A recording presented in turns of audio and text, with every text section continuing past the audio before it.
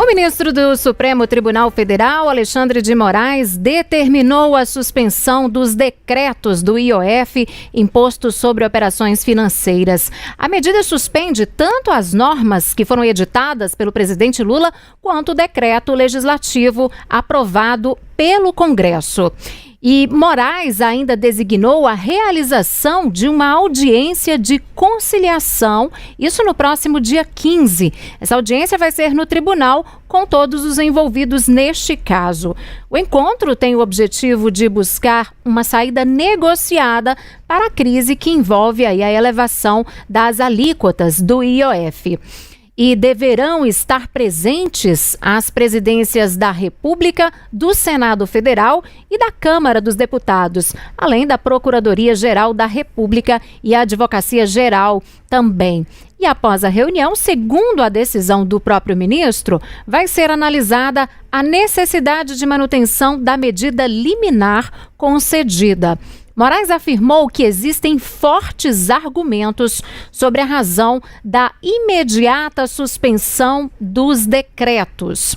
O presidente da Câmara dos Deputados, Hugo Mota, do Republicanos, ele afirmou que a decisão do ministro do Supremo Tribunal Federal, Alexandre de Moraes, demonstra aí sintonia com o desejo da maioria dos deputados. Ele também demonstrou abertura a um diálogo institucional. Ele fez um post, se manifestou por meio das redes sociais. Vamos ver aí o que ele disse, o que ele escreveu, o presidente da Câmara, Hugo Mota. Olha só, palavras dele. A decisão do ministro Alexandre de Moraes evita o aumento do IOF em sintonia com o desejo da maioria do plenário da Câmara dos Deputados e também da sociedade. Continuamos abertos ao diálogo institucional com respeito e serenidade, sempre em busca do equilíbrio das contas públicas e do crescimento sustentável da economia. Palavras, portanto, do presidente da Câmara, Hugo Mota, aí manifestando por meio de um perfil nas redes sociais. O ministro-chefe da AGU, o Jorge Messias, ele também postou aí em uma rede social que o princípio da separação dos poderes se destacou como o verdadeiro triunfador na decisão de Moraes. Ele também disse que o presidente Lula reafirma aí o compromisso dele, em manter diálogo respeitoso com os poderes constitucionais. Vamos ver também o que diz aqui essa publicação dele, portanto, do Jorge Messias. Ele fez um texto um pouco maior aí em sua rede social. Começou da seguinte forma, ele começou dizendo que o princípio da separação dos poderes se destaca como o verdadeiro triunfador na decisão proferida hoje pelo Supremo. A democracia exige que os diferentes poderes atuem de maneira independente. A harmonia entre eles é um elemento que requer dedicação e comprometimento de todas as autoridades. O presidente Lula reafirma o compromisso em manter um diálogo respeitoso com os poderes constituídos e é fundamental ressaltar. Ainda sigo aqui com as palavras de Jorge Messias, Ele segue dizendo, é fundamental ressaltar que a questão fiscal não é de responsabilidade exclusiva do Poder Executivo, mas sim um dever que cabe ao Estado brasileiro em sua totalidade. Tenho plena confiança de que as ações do Poder Executivo estão em sintonia com a condução apropriada da política tributária e econômica do país.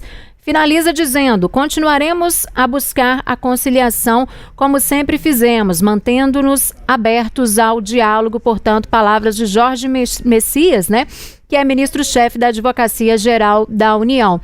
A AGU, por sinal, que por meio de nota se manifestou também e afirmou que entendeu que o ministro Alexandre de Moraes considera razoável e plausível a argumentação da União sobre a violação do princípio da separação de poderes.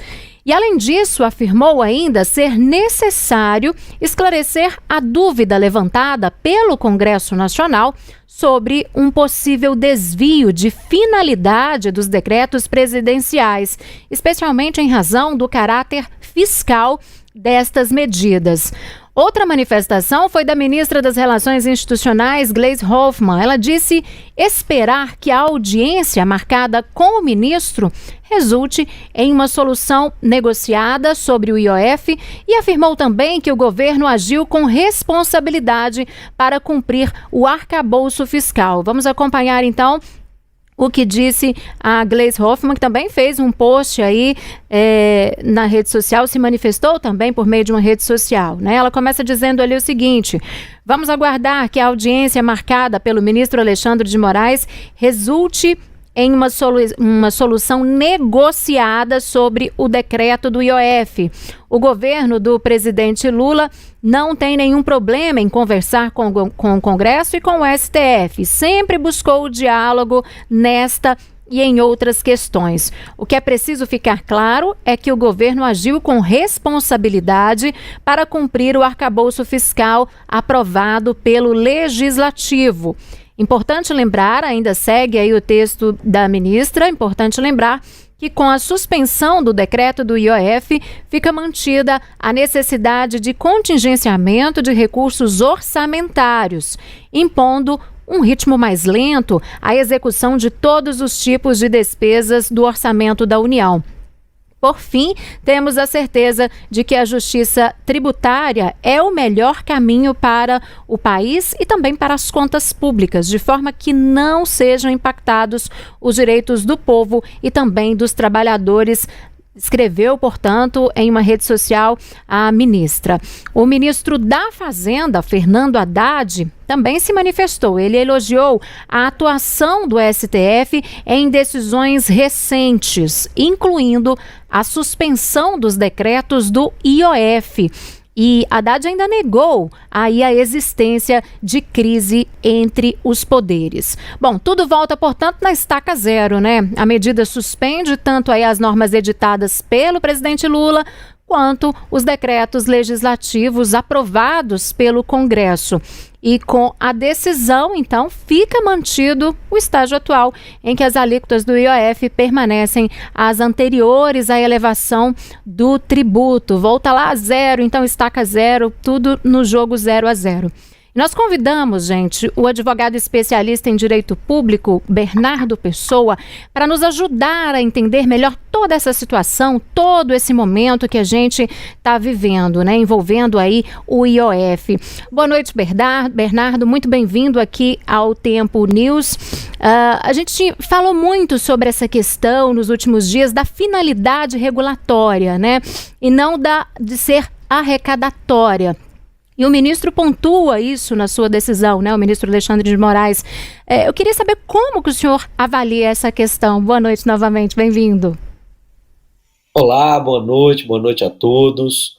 Bom, de fato, o IOF é um tributo que tem uma finalidade definida na Constituição, que ele, em tese, ele não visa arrecadar, e sim fiscalizar. E o descumprimento dessa finalidade, em tese, pode ensejar ou pode autorizar o questionamento da fixação de alíquotas ou de outras formas de adequação desse tributo. E isso autoriza, principalmente autoriza ao Poder Judiciário, que é quem compete dentro das funções constitucionais, das competências constitucionais, é quem compete analisar, em última instância, a constitucionalidade ou a adequação de normas, decretos e leis à própria Constituição, e é o caso exatamente aqui que fez o ministro Alexandre de Moraes ao analisar e ao entender de forma bastante singela, porque uma liminar é uma decisão inicial, uma decisão que ainda não há uma abertura de debate mais e uma fundamentação mais profunda. O ministro entendeu que, no caso dos decretos do IOF, a União não demonstrou de forma concreta as razões pelas quais este aumento de alíquota ensejaria ali, ou melhoraria, ou teria um caráter fiscalizatório, em que esse aumento de alíquota ajudaria ou seria instrumento para fins de fiscalização. Bernardo, e agora o ministro Alexandre de Moraes marcou essa audiência de conciliação para o próximo dia 15. O que a gente pode esperar de fato dessa audiência, né? Assim, ok, estão buscando um consenso ali, governo e Congresso, mas a expectativa de repente é chegar a uma definição de um aumento X de alíquota, ou de se chegar a um consenso sobre um instrumento que deve ser utilizado em relação ao IOF, porque eu imagino que assim, né? Nenhum dos dois lados vai ceder a ponto de, então deixa derrubado, ou então deixa ser validado novamente, né? Na sua avaliação, o que a gente pode aguardar como resultado e como discussão nessa audiência de conciliação convocada pelo Moraes?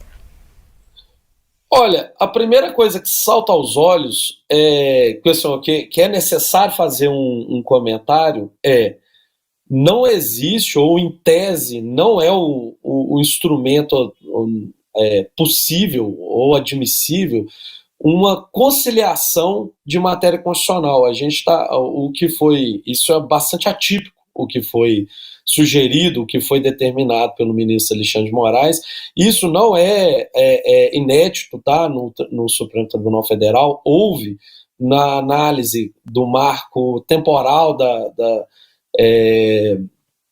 sobre terras indígenas, também houve a designação de uma audiência de conciliação, mas, em tese, não se admite fazer uma composição ou fazer uma conciliação em uma matéria em que se está discutindo a constitucionalidade ou não de um dispositivo. Ou seja, as partes aqui, em tese, não poderiam discricionariamente compor, fazer um acordo se esses decretos, né, tanto o decreto do presidente do Poder Executivo, quanto os decretos que sustaram, né, vindos do Poder Legislativo, se esses decretos são mais ou menos constitucionais. Isso já é um ponto. Quanto aos limites e àquilo que certamente será debatido nessa audiência de conciliação que vai acontecer no dia 15 de junho, no 15 de julho, isso está no campo da política. E é o que a senhora falou. Assim, nem o governo federal, nem o Poder Executivo vai aceitar a redução total daquilo que foi definido no seu decreto, nem o Poder Legislativo. Isso está no campo da política, está no campo da discricionariedade. Havendo essa discricionariedade, eu imagino, aí é um exercício de futurologia da minha parte, eu imagino que se buscará um consenso, algo no meio termo, entre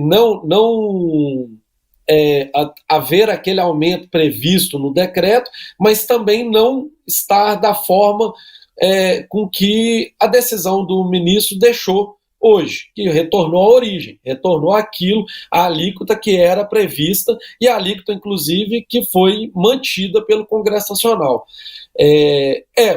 Assim, no final das contas, será necessário essa readequação dessa alíquota até para fins de garantir uma sanidade das contas públicas de forma mais ou menos imediata, com a arrecadação, com o aumento de arrecadação através desse novo tributo. Agora, Bernardo, é uma conciliação, na sua avaliação, que vai exigir aí mais tempo? Vai ser algo mais demorado, mais longo, mais trabalhado? Ou, principalmente depois das últimas falas aí do presidente Lula, do ministro Haddad, de alguns parlamentares também, que estão todos muito envolvidos, elogiando a decisão aí do ministro do Supremo, todo mundo querendo ir para a mesa conversar? Ou é algo mais simples, ele é algo mais rápido de se resolver, na sua avaliação? Olha, de novo, essa discussão está no campo político. Vai haver o cabo de guerra entre o Poder Legislativo, entre o Congresso e o Poder Executivo. para tentando aumentar o tributo, tentar aumentar a alíquota de IOF para aumentar a arrecadação do governo federal, e o Congresso Nacional tentando manter essa alíquota, há o argumento de que não se admite mais aumento de tributos no Brasil. É um argumento, né, de certa forma populista e pouco condizente, inclusive, com o próprio arcabouço fiscal previsto pelo Congresso Nacional, né, não atende ao saneamento das contas públicas, mas é um argumento absolutamente razoável também.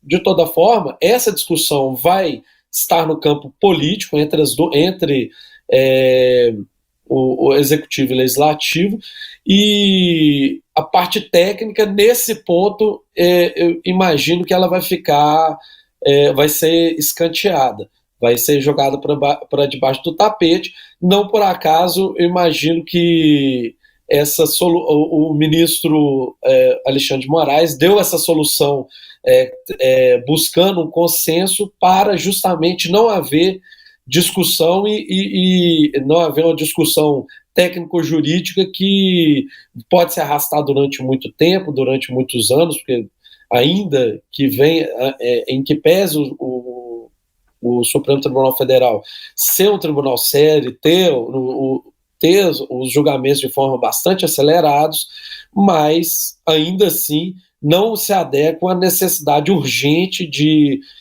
ajuste fiscal e a necessidade urgente de resolver esse imbróglio, que é um imbróglio que, no final das contas, é um embate, é um embate entre dois poderes, entre o poder legislativo e executivo, que pode gerar mais consequências, que pode gerar alguns outros problemas para o futuro que as instituições, o Supremo Tribunal Federal, enquanto instituição, imagino que não o deseje. Bernardo, pegando um pouco dessa linha que o senhor está colocando sobre o que de fato, né, de maneira técnica pode ser avaliado, pode acontecer, o senhor falou que essa não foi a primeira vez, né, que o STF chama uma audiência de conciliação nesse sentido, como ocorreu com a demarcação das terras indígenas, mas o senhor acredita que essa pode ser uma tendência do STF ocupar esse lugar ali, meio que de mediador de conflitos entre legislativo e executivo? É um espaço que pode ser ocupado a partir de agora, tendo em vista que, de fato, né, os ânimos, pelo menos nos últimos meses, entre os dois poderes, os ânimos estão bem acirrados. A gente já tinha visto isso acontecer no passado, mas não necessariamente foi parar no STF dessa forma. Enfim, o STF poderia ocupar esse lugar meio que de mediador, conciliador aí? Bom, que eu vou dizer que não tem nada de técnico, né? Mas esse é o papel do Supremo Tribunal Federal. O papel do Supremo Tribunal Federal previsto na arquitetura constitucional atual o intérprete das leis, o intérprete da Constituição, mais especificamente o intérprete da Constituição, e é quem diz o que dentro do arcabouço jurídico brasileiro, o que é constitucional e o que não é constitucional. Então, o Supremo Tribunal Federal já exerce esse papel, não de mediador, mas é o papel de fiel da balança sobre a interpretação da Constituição. Esse papel de mediador político é um papel inédito, mas o Supremo está, nesse ponto, ocupando um poder e ocupando um espaço político e de forma a garantir até mesmo e evitar um embate político entre os demais poderes que possa vir a escalonar, que possa vir a ser exacerbado em outras circunstâncias, seja até mesmo um travamento de pauta por parte do Congresso, né, suspendendo ou paralisando a votação de projetos de interesse do governo federal, entre outras circunstâncias que podem acontecer no futuro. O Supremo, nesse ponto, está atuando aqui de forma política para tentar botar, né, abrir um novo campo de discussão, de conversa entre o Poder Executivo e o Poder Legislativo, né, nessa disputa que está acontecendo, nessa crise que está acontecendo. Agora, Bernardo, a gente pode falar em uma solução perene, se é que é possível, né, usar esse termo nesse momento, no que diz respeito aí ao IOF não ser usado como fim arrecadatório e, ao mesmo tempo, ajudar o governo federal a fechar aí as contas públicas? Isso é possível de alguma forma? Olha, para começo de conversa, no Brasil nada é perene, nem o passado é certo. Então, nós já vimos inúmeras vezes feitos sendo desfeitos, né, leis sobrevindo e alterando aquilo que já havia sido consolidado. Eu entendo que não haverá eu imagino, né, que não haverá uma solução definitiva, nesse caso, nem para essa crise política que estamos vivendo, mas e aí nisso cabe ao Supremo Tribunal Federal definir essa interpretação a respeito especificamente do IOF, se é possível aumentar alíquotas de forma discricionária, visando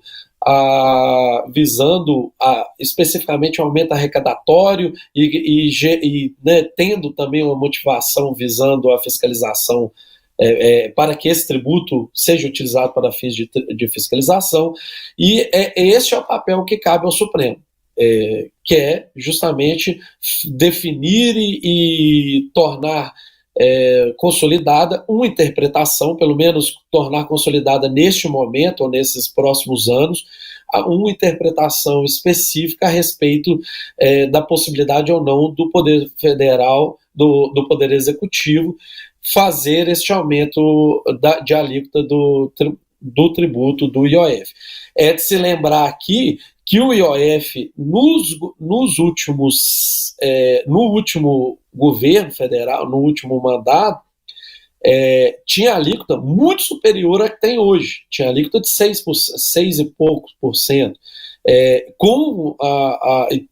Tendo sido aumentado igualmente por decreto, tendo sido justificado à época, da mesma forma, a necessidade de aumento de arrecadação. À época, o Congresso Federal não discutiu isso por razões políticas, por razões, inclusive, fáticas, porque à época era necessário ter um aumento arrecadatório em razão da crise da Covid, da crise fiscal decorrente da Covid, e neste momento o Congresso editou esses decretos legislativos sustando esse aumento da alíquota, mas em razão de uma discussão política, mais em razão de um embate político, do que necessariamente a pretensão visando a diminuição de tributo ou porque ignora o fato de ser necessária um saneamento das contas públicas. Agora, Bernardo, para finalizar a nossa conversa, para liberar você também, né? Hoje é sexta-feira, mas muitos contribuintes já ficam em dúvida, né? Qual é a situação ou como deve ficar a situação desses contribuintes que foram tributados a mais enquanto essa alíquota que foi derrubada estava em vigor? Você acredita que essa é uma situação também que vai ser termo de discussão nessa conciliação? Imagino que sim. até porque, considerando que o tributo, em tese, ou melhor, né, esse excedente da alíquota, em tese, foi considerado inconstitucional, o contribuinte que teve, caso tenha havido algum contribuinte que recolheu o IOF na alíquota aumentada, ele vai fazer jus ao recebimento ou ao ressarcimento. Eu imagino que nesta audiência de conciliação serão previstos ou serão discutidos mecanismos, seja de restituição, seja de compensação por parte desses contribuintes nas quais houve o recolhimento de tributo a mais.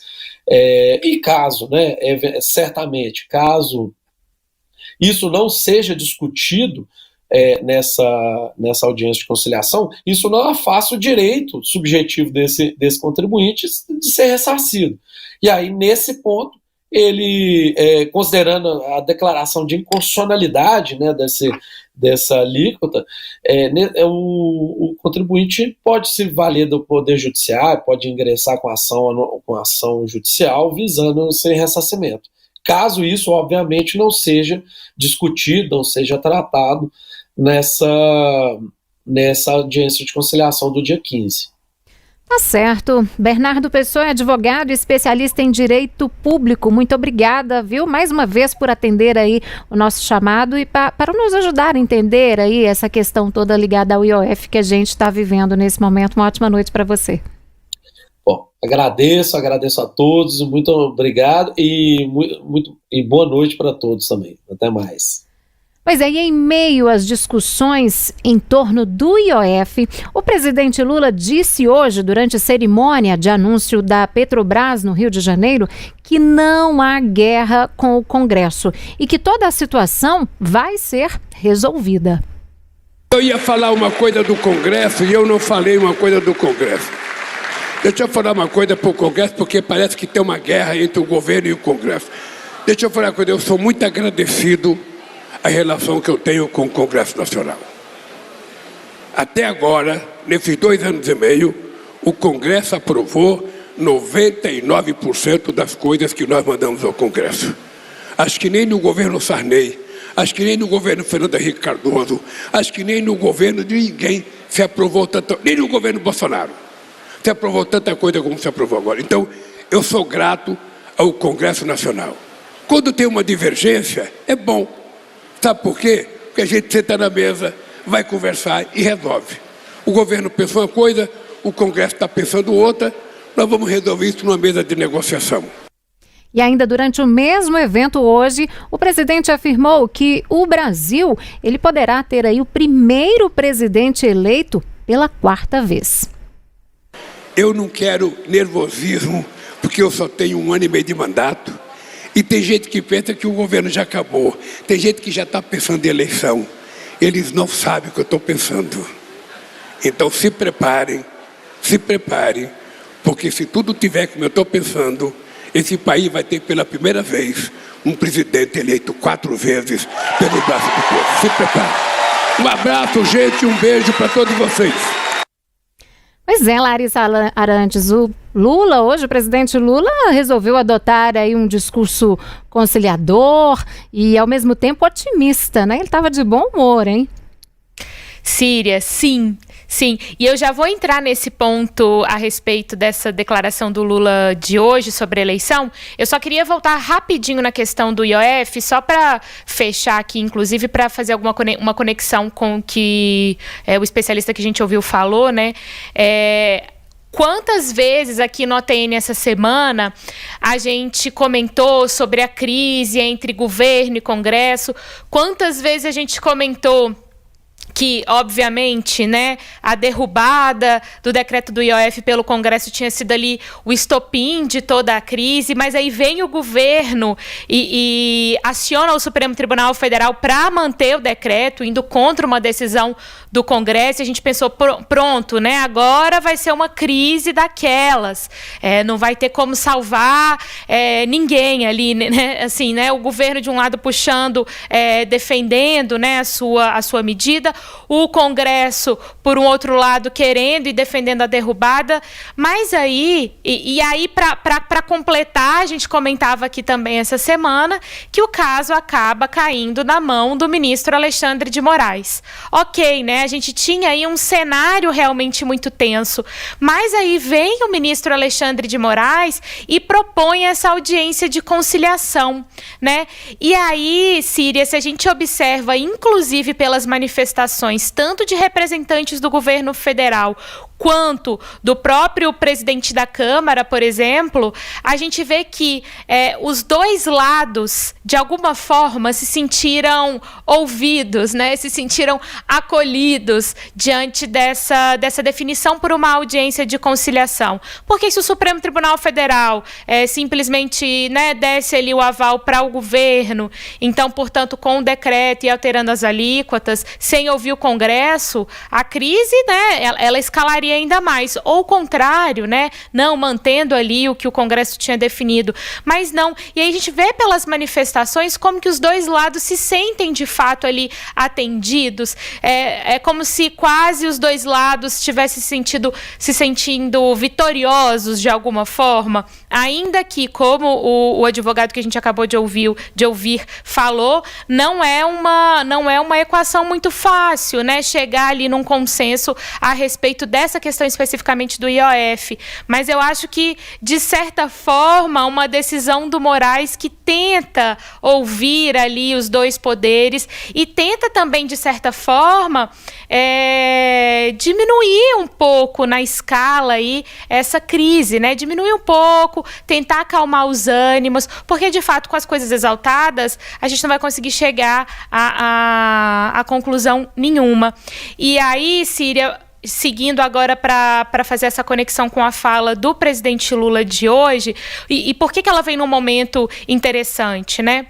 Com a derrubada pelo Congresso do decreto do IOF do governo, e o tanto que isso era uma medida inédita, né? Não necessariamente inédita, mas que não acontecia há décadas, muito se falou sobre qual seria, por que os deputados, por que os senadores estavam naquele movimento, né? Estavam encampando esse movimento por uma grande derrota do governo federal. E a gente aqui também falou muito disso, né? O governo está desgastado, a popularidade do governo está em baixa, a aprovação do governo, tanto a aprovação da população em relação ao governo, quanto a aprovação dos integrantes do Congresso em relação ao governo, as aprovações estão em baixa, então o governo está em um momento de baixa, né? Não foi exatamente com essas palavras que a gente disse, mas para dar um pouco aí do sentido das análises. E aí vem o presidente Lula dando dois recados muito claros ali, né? Que ele ainda tem 1 ano e meio de governo, né? E que muita gente estava dando o governo como praticamente finalizado, tomando muito como base as reações e as consequências dessa decisão do Congresso em relação ao IOF. E ele também dá um recado sobre 2026, porque muito se especulou, né? Sobre a baixa popularidade, sobre como seria uma tentativa de reeleição do presidente Lula, já que o cenário estava tão desfavorável, etc. E ele se coloca aí no centro da disputa, né? Então, assim, dando recados muito claros, muito contundentes, em uma semana de muitas reviravoltas, né? Uma semana de consequências da derrota, de repercussões da derrota do IOF, de uma decisão de ir para o STF, depois a conciliação marcada pelo Alexandre de Moraes e finalizada, né? A semana finalizada, a polêmica, entre aspas, finalizada com esses dois recados do presidente Lula. Acho que é algo que a gente precisa ficar de olho agora, obviamente, mas para como isso vai repercutir na semana que vem, quando, de fato, por exemplo, os presidentes da Câmara e do Senado vão estar de volta ao Brasil, principalmente o presidente da Câmara, Hugo Mota, que estava lá, não sei se já está voltando, do Fórum de Lisboa, do chamado Gilmar Palusa. Então, semana que vem, vamos ver como que isso tudo que está acontecendo vai ser digerido e se a gente vai poder também ter alguma decisão na prática mesmo, né, Síria? Pois é, Larissa. Presidente Lula fechando, então, a semana dele com um bom humor, né? E aí, voltando um pouquinho nessa questão do IOF, enquanto você falava, eu estava aqui pensando, né? Às vezes lembra um pouco a mãe, o pai ali, né? Que tem que conciliar uma briga entre dois filhos. E aí tá cada um de um lado fazendo uma pirraça, querendo algo. E aí vem a mãe e o pai, põe na mesa e chama para conversar, chama para bater um papo, chama para o diálogo, né? É um pouco aí do que está acontecendo dessa questão do STF, né? O ministro Alexandre de Moraes com o Congresso e governo, né, Larissa? Uma boa analogia, Síria, é uma boa analogia, é bem isso, né? Ó, vamos sentar aqui, ninguém tá concordando, só vai sair daqui quando chegarem num acordo, só vão sair daqui quando chegarem num consenso. Imagina se for assim? Depois que tudo tiver resolvido, a gente divulga aí o resultado, mas por enquanto vamos sentar aqui e conversar.